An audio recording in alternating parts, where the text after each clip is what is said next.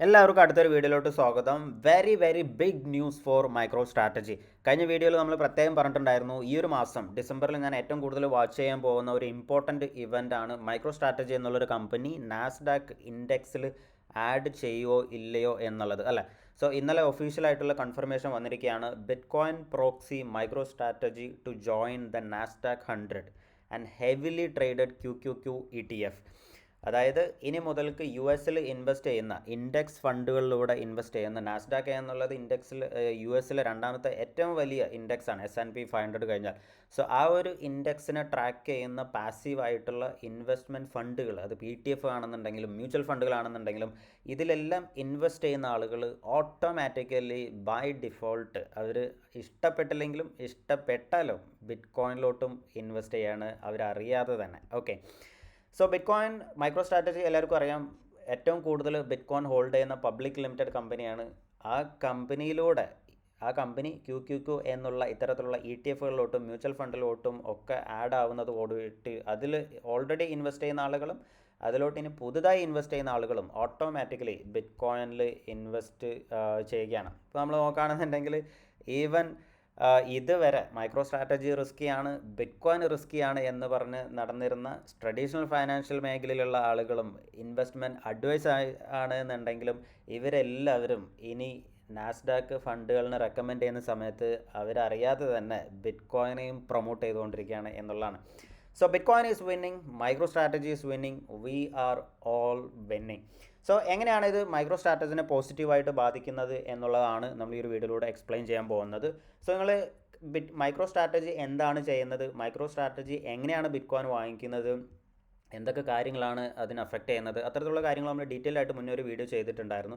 So ആ ഒരു video കണ്ടിട്ടില്ലെങ്കിൽ ആ ഒരു വീഡിയോ കാണാൻ ശ്രമിക്കുക. സോ മൈക്രോ സ്ട്രാറ്റജി എല്ലാവർക്കും അറിയാം, ഏകദേശം 4,23,650 ബിറ്റ്കോയിനാണ് അവർ ഹോൾഡ് ചെയ്യുന്നത്. നമ്മൾ നോക്കുകയാണെന്നുണ്ടെങ്കിൽ ഏകദേശം ഇപ്പോൾ കഴിഞ്ഞ അവർ ബിറ്റ്കോയിൻ വാങ്ങാൻ തുടങ്ങിയത് മുതൽക്ക് S&P 500-ലുള്ള എവറി സിംഗിൾ കമ്പനിനെയും അവർ ഔട്ട് പെർഫോം ചെയ്തിട്ടുണ്ട്. 2020 ഓഗസ്റ്റ് 10 മുതൽക്കുള്ള റിട്ടേൺ നമ്മൾ നോക്കുകയാണെന്നുണ്ടെങ്കിൽ ഈവൻ NVIDIA പോലും ഔട്ട് പെർഫോം ചെയ്തിട്ടാണ് മൈക്രോ സ്ട്രാറ്റജി പെർഫോം ചെയ്യുന്നത്. ആനുവലൈസ്ഡ് റിട്ടേൺ നമ്മൾ നോക്കുകയാണെന്നുണ്ടെങ്കിൽ 124% റിട്ടേൺ ആണ് അവർ ബിറ്റ്കോയിൻ വാങ്ങാൻ തുടങ്ങിയത് മുതൽക്ക് ഉള്ള MSTRൻ്റെ ആനുവലൈസ്ഡ് റിട്ടേൺ. സോ കഴിഞ്ഞ കുറേ ദിവസങ്ങളായിട്ട് എനിക്ക് വരുന്ന ചോദ്യങ്ങളാണ്, അതായത് എന്തുകൊണ്ടാണ് മൈക്രോ സ്ട്രാറ്റജി ഇത്രയും ബിറ്റ്കോയിൻ വാങ്ങിയിട്ട് മൈക്രോ സ്ട്രാറ്റജിയുടെ പ്രൈസ് കഴിഞ്ഞ കുറേ ദിവസങ്ങളായിട്ട് ഫ്ലാറ്റായിട്ട് സൈഡ് വൈസ് ആയിട്ട് ട്രേഡ് ചെയ്യുന്നത് എന്നുള്ളത്. നമ്മൾ നോക്കുകയാണെന്നുണ്ടെങ്കിൽ നവംബർ 11 മുതൽക്ക് മൈക്രോ സ്ട്രാറ്റജി ഏകദേശം 1,71,430 ബിറ്റ്കോയിനാണ് വാങ്ങിച്ചിരിക്കുന്നത്. അതായത് കഴിഞ്ഞ 4 വർഷം വാങ്ങിയ ബിറ്റ്കോയിൻ്റെ ഏകദേശം ഓൾമോസ്റ്റ് അത്രയും ബിറ്റ്കോയിൻ, അതായത് ടോട്ടൽ ബിറ്റ്കോയിൻ്റെ 40% കഴിഞ്ഞ ഒറ്റ മാസം കൊണ്ട് വാങ്ങിയതാണ് അല്ലേ.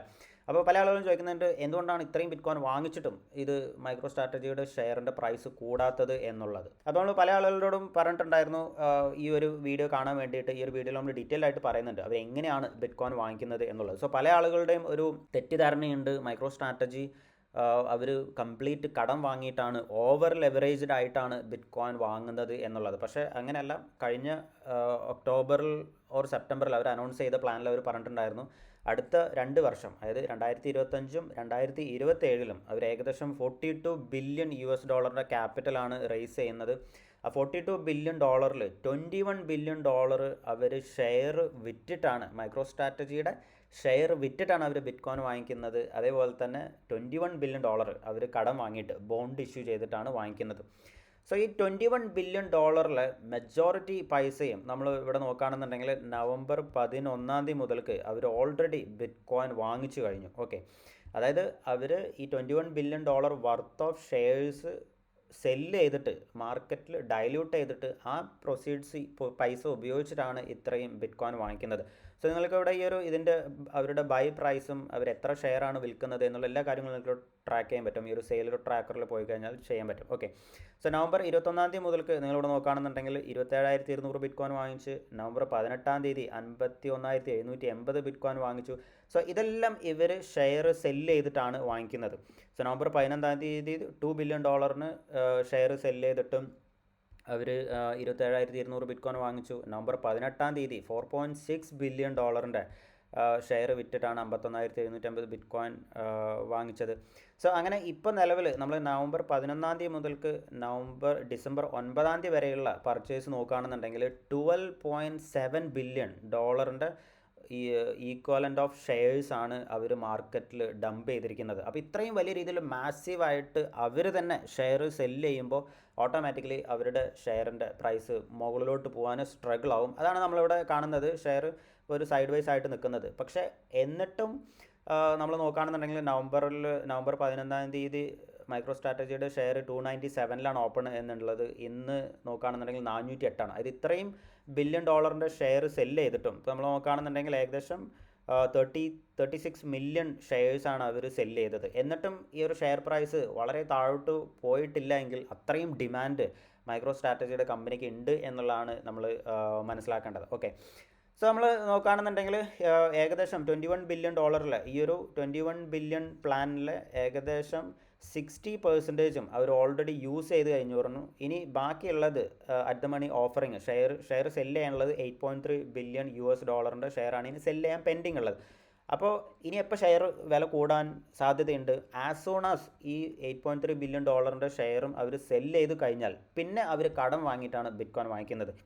സോ ഓട്ടോമാറ്റിക്കലി മുന്നേ ഇപ്പോൾ ഒരു സെപ്റ്റംബർ ഈ മാസങ്ങളിലൊക്കെ എങ്ങനെയാണോ മൈക്രോ സ്ട്രാറ്റജി പോയത് അതേപോലെ മുകളിലോട്ട് പോകാനുള്ള സാധ്യതയുണ്ട്. അതായത് അവർ ഷെയർ സെല്ല് ചെയ്യുന്നത് നിന്ന് കഴിഞ്ഞാൽ ഓട്ടോമാറ്റിക്കലി അത് പുതിയ ഷെയറിലോട്ട് ഡിമാൻഡ് എല്ലാം അത് ഷെയറിൻ്റെ പ്രൈസിൽ റിഫ്ലക്റ്റ് ചെയ്യുകയും അത് മുകളിലോട്ട് പോകാനുള്ള സാധ്യതയുണ്ട്. ഓക്കെ, അപ്പോൾ ഇനി അങ്ങനെ അത്തരത്തിൽ ഈ ഒരു ഷെയറിൻ്റെ അതായത് ഒരു ഇൻഡെക്സ് ഫണ്ടിലും ഇല്ലാതെ ഒരു മ്യൂച്വൽ ഫണ്ടിലും ഇല്ലാതെ മറ്റുള്ള പാസീവായിട്ടുള്ള ഒരു ഇൻഫ്ലോ ഇല്ലാതെ തന്നെ ഈ ഒരു മൈക്രോ സ്ട്രാറ്റജിക്ക് ഇത്രയും ഡിമാൻഡ് ഉണ്ട്.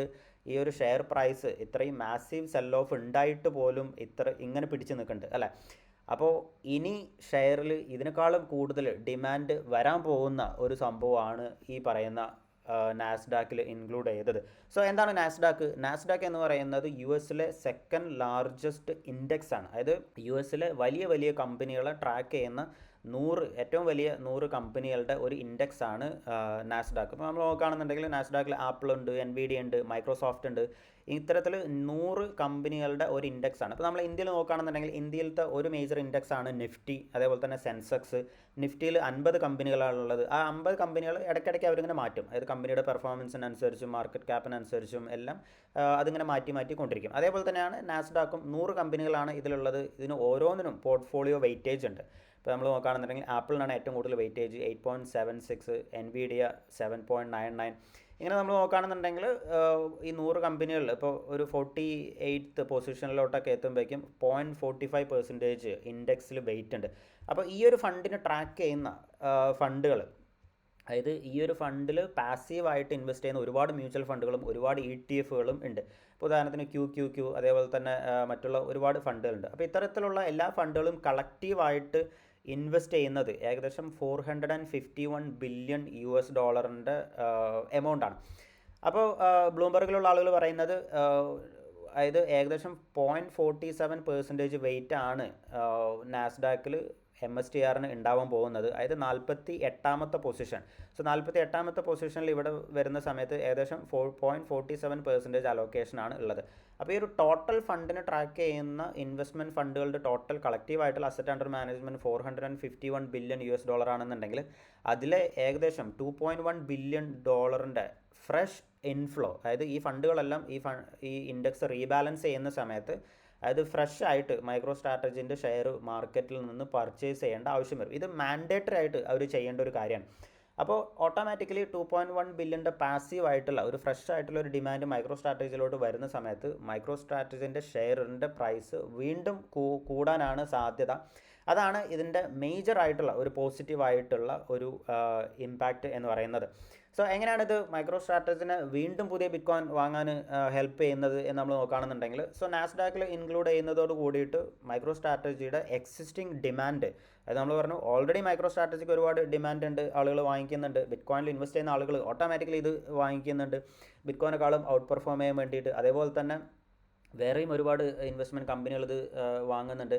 സോ നാസ്ഡാക്കിൽ ഇൻക്ലൂഡ് ചെയ്യുന്നതോട് കൂടിയിട്ട് ഓട്ടോമാറ്റിക്കലി പാസീവായിട്ടുള്ള ഒരു ഇൻഫ്ലോ ഇതിലോട്ട് വരും. മൈക്രോ സ്ട്രാറ്റജിയുടെ ഷെയറിൻ്റെ ഡിമാൻഡ് കൂടും. മൈക്രോ സ്ട്രാറ്റജീസിൻ്റെ ഷെയറിലോട്ട് ഇൻഫ്ലോ വരുന്ന സമയത്ത് ഷെയറിൻ്റെ വാല്യൂ കൂടും. ഷെയറിൻ്റെ വാല്യൂ കൂടുന്ന സമയത്ത് ഓട്ടോമാറ്റിക്കലി അതിൻ്റെ മാർക്കറ്റ് ക്യാപ്പ് കൂടും.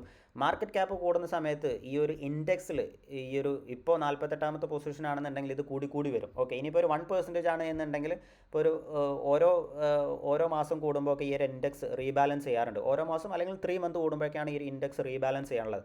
അപ്പോൾ അടുത്ത റീബാലൻസ് ചെയ്യുന്ന സമയത്ത് ഇപ്പോൾ മൈക്രോ സ്ട്രാറ്റജി ഇപ്പോൾ ഒരു ടോപ്പ് 10ലോട്ട് വന്നു എന്ന് വിചാരിക്കുക. ഇപ്പോൾ ഏകദേശം ഒരു ഗൂഗിളിൻ്റെ അടുത്തോട്ട് വന്നു എന്നുണ്ടെങ്കിൽ ഇപ്പോൾ വന്നിരിക്കുന്ന ഈ ഒരു $2.1 ബില്യൺ പകരം ഏകദേശം ഒരു $5 ബില്യൺ ഇൻഫ്ലോ ആയിരിക്കും വരാൻ പോകുന്നത്. അപ്പോൾ കൂടുതൽ മൈക്രോ സ്ട്രാറ്റജിയുടെ ഷെയർ കൂടുന്ന സമയത്ത് ഇൻഡെക്സിലുള്ള വെയിറ്റ് കൂടുന്നു. ഇൻഡെക്സിലുള്ള വെയിറ്റ് കൂടുന്ന സമയത്ത് വീണ്ടും അത് റീബാലൻസ് ചെയ്യുന്ന സമയത്ത് വീണ്ടും മൈക്രോ സ്ട്രാറ്റജിയിലോട്ട് കൂടുതൽ ഡിമാൻഡ് വരുന്നു. ഷെയറിൻ്റെ പ്രൈസ് വീണ്ടും കൂടുന്നു. കൂടുതൽ ഷെയറിൻ്റെ പ്രൈസ് ഡിമാൻഡ് കൂടുമ്പോഴും ഷെയറിൻ്റെ പ്രൈസ് കൂടുമ്പോഴും അവർക്ക് വീണ്ടും ഇതേപോലെ വീണ്ടും ഷെയർ ഇഷ്യൂ ചെയ്തിട്ട് വീണ്ടും ബിറ്റ് കോയിൻ വാങ്ങാൻ പറ്റും. വീണ്ടും ബിറ്റ് കോയിൻ വാങ്ങിക്കുന്ന സമയത്ത് എന്താണ് അവിടെ സംഭവിക്കുന്നത്?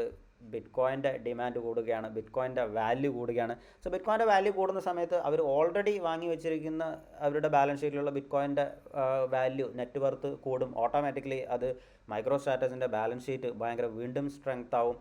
അത് വീണ്ടും മൈക്രോ സ്ട്രാറ്റജിയുടെ ഷെയറിൻ്റെ വാല്യൂ കൂടാൻ സാധിക്കുന്നു. വീണ്ടും അവർക്ക് ഇതേ കാര്യങ്ങൾ തന്നെ റിപ്പീറ്റ് ചെയ്യാനും സാധിക്കുന്നു. ഇൻഡെക്സിൽ വന്നതോട് കൂടിയിട്ട് അവർക്ക് ഷെയർ ഇഷ്യൂ ചെയ്യാൻ മാത്രമല്ല വീണ്ടും അവർക്ക് ഇതേപോലെ വീണ്ടും ഒരുപാട് ഇതിനെക്കാട്ടിലും വലിയ ലാർജ് സ്കെയിലിൽ ഡെറ്റ് ഇഷ്യൂ ചെയ്തിട്ട് ബിറ്റ് കോയിൻ വാങ്ങാനും സാധിക്കുന്നു എന്നുള്ളതാണ് ഇതിൽ ഇമ്പോർട്ടൻ്റ് ആയിട്ടുള്ള ഒരു കാര്യം. സോ മൈക്കിൾ സെയ്ലർ ആക്ച്വലി ഇവിടെ ചെയ്യുന്നത് പുള്ളി ആക്ച്വലി ഈ ഒരു ബിറ്റ് കോയിൻ വെച്ചിട്ടുള്ള ബിറ്റ് കോയിൻ്റെ ആ ഒരു അൺലിമിറ്റഡ് ആയിട്ടുള്ള ഒരു അപ്സൈഡ് പൊട്ടൻഷ്യൽ മാക്സിമം യൂട്ടിലൈസ് ചെയ്തിട്ട് ഫിയറ്റ് കറൻസിനെ ഷോർട്ട് ചെയ്യാണ് ചെയ്യുന്നത്. അതിലൂടെ മൈക്രോ സ്ട്രാറ്റജിൻ്റെ ഷെയർ ഹോൾഡേഴ്സിന് കൂടുതൽ വാല്യൂ ജനറേറ്റ് ചെയ്യാണ് പുള്ളി ചെയ്യുന്നത്. ഓക്കെ, സോ നമ്മൾ പറഞ്ഞു മൈക്രോ സ്ട്രാറ്റജി നാസ്ഡാക്കിൽ ഇൻക്ലൂഡ് ചെയ്യുന്നതാണ് ഇപ്പോൾ നമ്മൾ പറഞ്ഞിട്ടുള്ള കാര്യം. അതായത് ഇപ്പോൾ മൈക്രോ സ്ട്രാറ്റജിനെ പോസിറ്റീവായിട്ട് ബാധിക്കുന്ന കാര്യം. ഇനി വരാൻ പോകുന്നത് ആക്ച്വലി ഇതിനേക്കാളും വലിയ കാര്യങ്ങളാണ്. ഓക്കെ, സോ നാസ്ഡാക്ക് എന്ന് പറയുന്നത് S&P 500 കഴിഞ്ഞാൽ പിന്നെ രണ്ടാമത്തെ ഏറ്റവും വലിയ ഇൻഡെക്സ് ആണ്. പക്ഷേ S&P 500 ആണ് അടുത്ത ടാർഗറ്റ്. S&P 500ലോട്ട് മൈക്രോ സ്ട്രാറ്റജി എത്തുകയാണ് എന്നുണ്ടെങ്കിൽ ഏകദേശം നമ്മളിവിടെ നോക്കുകയാണെന്നുണ്ടെങ്കിൽ ഇപ്പോൾ S&P 500ൻ്റെ റീബാലൻസിങ് നമ്മളിവിടെ നോക്കുകയാണെന്നുണ്ടെങ്കിൽ ഏകദേശം ജൂൺ അതായത് S&P 500 rebalance micro strategy inclusion അതായത് നമ്മളിവിടെ നോക്കുകയാണെന്നുണ്ടെങ്കിൽ ജൂൺ 20th അത് അനൗൺസ് ചെയ്യുന്നത്. ഓക്കെ, ഇനി S&P 500ൽ ഇൻക്ലൂഡ് ചെയ്യാണ് എന്നുണ്ടെങ്കിൽ ഇപ്പോൾ നമ്മളിവിടെ നോക്കുകയാണെന്നുണ്ടെങ്കിൽ ഈ നാസ്ഡാക്കിലുള്ള കുറേ കമ്പനികൾ S&P 500ൽ ഓൾറെഡി ഉണ്ട്. സോ മാർക്കറ്റ് ക്യാപ്പ് കൂടുന്നതിനനുസരിച്ചിട്ട് ഓട്ടോമാറ്റിക്കലി ഈ പറയുന്ന കമ്പനികളെല്ലാം S&P 500ലോട്ടും ആഡ് ചെയ്യാനുള്ള സാധ്യതയുണ്ട്. S&P 500 എന്നുള്ള മേജർ ആയിട്ടുള്ള ഇൻഡെക്സിലോട്ടും ആഡ് ചെയ്യും. സോ S&P 500 നമ്മൾ നോക്കുകയാണെന്നുണ്ടെങ്കിൽ total asset under management S&P 500നെ ട്രാക്ക് ചെയ്യുന്ന ETF-കളിലും ഇൻഡെക്സ് ഫണ്ടുകളിലോട്ടൊക്കെ ട്രാക്ക് ചെയ്യുന്ന ഇൻഡെക്സ് ഫണ്ടുകളുടെ total asset under management $1.65 trillion ആണ്. സോ ഇവിടെ നമ്മൾ $450 ബില്യൺ കുറിച്ചിട്ടാണ് പറഞ്ഞത് എന്നുണ്ടെങ്കിൽ S&P 500ലോട്ട് എത്തുമ്പോഴേക്കും അത് $1.65 ട്രില്യൺ എത്തുന്നത്. ഇപ്പോൾ നമ്മളിവിടെ നോക്കുകയാണെന്നുണ്ടെങ്കിൽ മേജർ ആയിട്ടുള്ള S&P 500നെ ട്രാക്ക് ചെയ്യുന്ന ETF-കൾ നോക്കുകയാണെന്നുണ്ടെങ്കിൽ SPDR S&P 500 ETF ട്രസ്റ്റാണ് ഏറ്റവും കൂടുതൽ അസറ്റ് അണ്ടർ മാനേജ്മെൻറ്റുകൾ. ഒറ്റ ETF-ൽ തന്നെ $647 ബില്യൺ അസറ്റ് അണ്ടർ മാനേജ്മെൻ്റ് ആണുള്ളത്. അതേപോലെ തന്നെ വാൻഗാർഡിൻ്റെ ആണെന്നുണ്ടെങ്കിൽ 591. ഈ രണ്ട് ETF-കൾ കൂടെ മാത്രം ഹോൾഡ് ചെയ്യുന്നത് ഏകദേശം $1.2 ട്രില്യൺ അസറ്റ്സ് ആണ്. ഓക്കെ, അപ്പോൾ ഇതുവരെ നടന്നത് മാത്രമല്ല ഇനി നടക്കാൻ പോകുന്നത് ഇതിലും വലിയ ബുള്ളിഷ് ആയിട്ടുള്ള കാര്യങ്ങളാണ്. സോ ഇതുവരെ ഹോൾഡ് ചെയ്യുന്ന MSTR നമ്മൾ $30 ഉള്ള സമയം മുതൽക്ക് പറയുന്ന കാര്യമാണ്. ഇപ്പോൾ MSTR ട്രേഡ് ചെയ്യുന്നത് $408. അത് ഏകദേശം 10 ടൈംസിന് മുകളിൽ MSTRൻ്റെ പ്രൈസ് പോയില്ല. അപ്പോൾ ഇതുവരെ ഹോൾഡ് ചെയ്യുന്ന എല്ലാവർക്കും കൺഗ്രാറ്റ്സ്. അതേപോലെ തന്നെ ഇനി ഈ കഴിഞ്ഞ ഈ പറയുന്ന ഈ ഒരു സെൽ ഓഫിലെല്ലാം സെല്ല് ചെയ്യാതെ പിടിച്ച് നിന്ന ആളുകൾക്ക് ഒരു ബിഗ് കൺഗ്രാറ്റ്സ്. അപ്പോൾ അടുത്ത വർഷം ഇതിലും വലിയ കാര്യങ്ങളാണ് നടക്കാൻ പോകുന്നത്. വലിയ രീതിയിൽ മൈക്രോ സ്ട്രാറ്റജിൻ്റെ ഷെയർ കൂടാനുള്ള സാധ്യതയുണ്ട്. എൻ്റെ മേജർ ആയിട്ടുള്ള പ്രഡിക്ഷൻ എന്ന് പറയുന്നത് ഈ വർഷം 2024 മൈക്രോ സ്ട്രാറ്റജി കഴിഞ്ഞ 4 വർഷം വാങ്ങിയതിനേക്കാളും കൂടുതൽ ബിറ്റ് കോയിൻ ആണ് വാങ്ങിയിരിക്കുന്നത്. അതേപോലെ തന്നെ കഴിഞ്ഞ എല്ലാ വർഷങ്ങളിലും ബിറ്റ് കോയിൻ വാങ്ങിയതിനേക്കാളും കൂടുതൽ ബിറ്റ് കോയിൻ അടുത്ത വർഷം വാങ്ങാനുള്ള സാധ്യതയുണ്ട്. അതായത് 2024 വാങ്ങിയതിനേക്കാളും കൂടുതൽ ബിറ്റ് കോയിൻ 2025 മൈക്രോ സ്ട്രാറ്റജി വാങ്ങാനുള്ള സാധ്യതയുണ്ട്. അതേപോലെ തന്നെ 2025 മൈക്രോ സ്ട്രാറ്റജി US ഏറ്റവും വലിയ ടോപ്പ് 10 കമ്പനികളിൽ ഇടം പിടിച്ചാലും അതിശയിക്കാനില്ല. അത്രയും ബുള്ളിഷ് ആയിട്ടുള്ള കാര്യങ്ങളാണ് നടക്കാൻ പോകുന്നത്. കാരണം ബിറ്റ് കോയിൻ്റെ വാല്യൂ കൂടുന്നതിനനുസരിച്ച് അത് ഏറ്റവും കൂടുതൽ പോസിറ്റീവായിട്ട് ബാധിക്കാൻ പോകുന്നത് മൈക്രോ സ്ട്രാറ്റജിനെ ആയിരിക്കും. സോ എല്ലാവർക്കും ഈ ഒരു വീഡിയോ ഹെൽപ്ഫുള്ളായി ഇൻഫർമേറ്റീവായി എന്ന് വിശ്വസിക്കുന്നു. അടുത്തൊരു വീഡിയോ ആയിട്ട് കാണുന്നവരേക്കും ബൈ ബൈ.